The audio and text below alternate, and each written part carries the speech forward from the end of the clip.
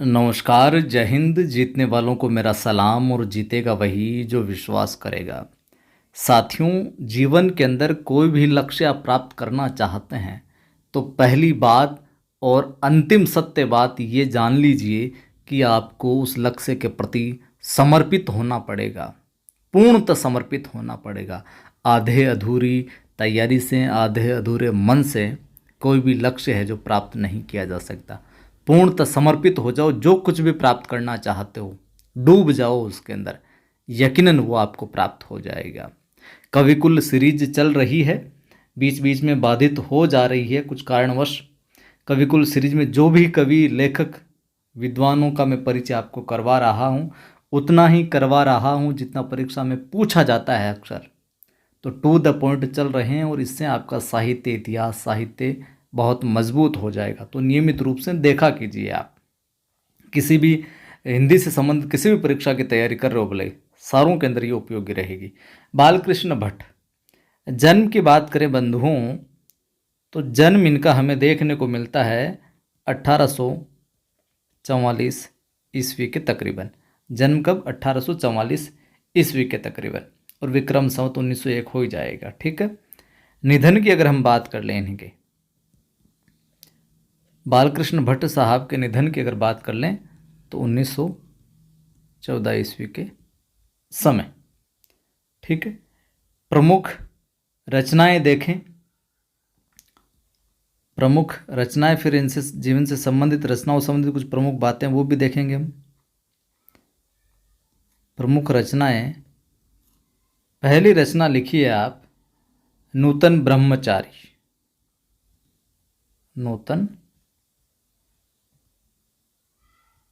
ब्रह्मचारी, ये इनका उपन्यास है। क्या है? उपन्यास। और एक उपन्यास और है इनका, पूछा जा सकता है विधा। तो नूतन ब्रह्मचारी उपन्यास एक 100 अजान एक सुजान बहुत प्रसिद्ध है, दोनों ही परीक्षा में पूछे गए हैं। 100 अजान और एक सुजान, 100 अजान और एक सुजान, ये भी क्या है? उपन्यास है। समय की बात करें तो नूतन ब्रह्मचारी जो है 1887 समय देखने को मिलता है, और ये जो है 1892। ठीक है बात। एक रचना इनकी और मिलती है, चंद्रसेन रहस्य कथा। चंद्रसेन रहस्य कथा,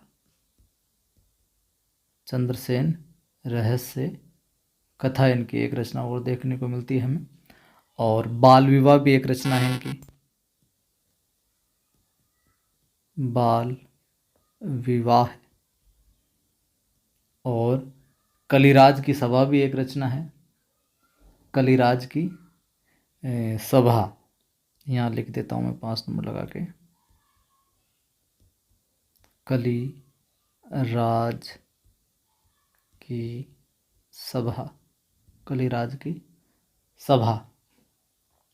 और नाटकों में एक शिक्षादान, दमयंती स्वयंवर, रेल का विकट खेल, और नई रोशनी का विष, पृथुचरित और मृच्छकटिक, ये भी इनकी रचनाएं मिलती है। और निबंध संग्रह में साहित्य सुमन और भट्ट निबंधावली, इसके 2 भाग, साहित्य सुमन, ये इनके निबंध संग्रह देखने को मिलते हैं हमें। कुछ और भट्ट साहब की प्रमुख बातों की हम जिक्र करें यहाँ पर, इनको हटा देता हूँ मैं। और प्रमुख बातों की जिक्र करें तो परीक्षा में जो 2-3 खास बातें हैं ये पूछी जाती है अक्सर बालकृष्ण भट्ट से संबंधित। एक इनसे संबंधित हिंदी प्रदीप, हिंदी प्रदीप नामक जो मासिक पत्रिका थी, हिंदी प्रदीप एक मासिक पत्र निकाला जाता था, उसका जिक्र है जो अवश्य आता है, कई बार निकाला गया था इनके द्वारा। और ये निकाला गया था 1877 में। 1877 में हिंदी प्रदीप नामक एक मासिक पत्र जो निकाला गया था, और ये इलाहाबाद से प्रकाशित होता था। कहाँ से? इलाहाबाद बाद से प्रकाशन। हिंदी प्रदीप का प्रकाशन कहाँ से? इलाहाबाद से। ठीक है। और प्रमुख बातों की बात करें हम, एक बात और नोट कर लीजिए हिंदी प्रदीप से संबंधी। हिंदी प्रदीप का जो पत्र था उसके मुख्य पृष्ठ पर एक वाक्य लिखा रहता था। क्या वाक्य? शुभ सरस, शुभ सरस देश स्नेह पूरित, स्नेह पूरित प्रकट वे आनंद भरे, आनंद भरे। ये वाक्य जो है लिखा रहता था कहाँ पर? हिंदी प्रदीप जो पत्र था उसके मुख्य पृष्ठ पर। शुभ सरस देश स्नेह पूरित प्रकट हुए आनंद भरे। अब लिखिए अगली बात। अगली बात लिखिए आप, जो कि परीक्षा में पूछी गई कई बार। क्या? भारतेंदु मंडल के बालकृष्ण भट्ट, या यूं लिख लो आप, ये भारतेंदु मंडल के कवियों में सबसे वरिष्ठ कवि या लेखक माने जाते हैं। सबसे वरिष्ठ